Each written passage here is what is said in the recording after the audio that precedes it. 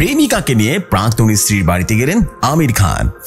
বলিউড অভিনেতা আমির খান তার প্রথম স্ত্রী রানীর সঙ্গে বিচ্ছেদ হওয়ার পর দুজনেই জীবনের পথ একেবারে আলাদা, তবে এখনো বন্ধুত্ব রয়েছে। মেয়ের বিয়েতে কাঁধে কাঁধ মিলিয়ে কাজ করছেন আমির রিনা।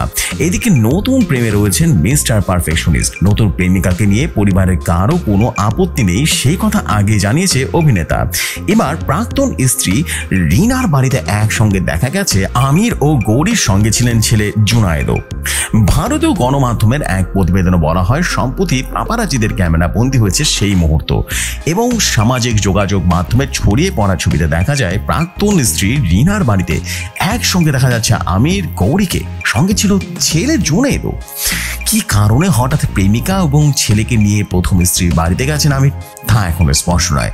রাগ ঢাক সরিয়ে গত মাসে নতুন প্রেমিকার সঙ্গে সকলের পরিচয় করিয়ে দিয়েছেন আমির খান। এমনই সব নিত্য নতুন ভাইরাল নিউজ পেতে রেডিও শহরের সাথে থাকুন।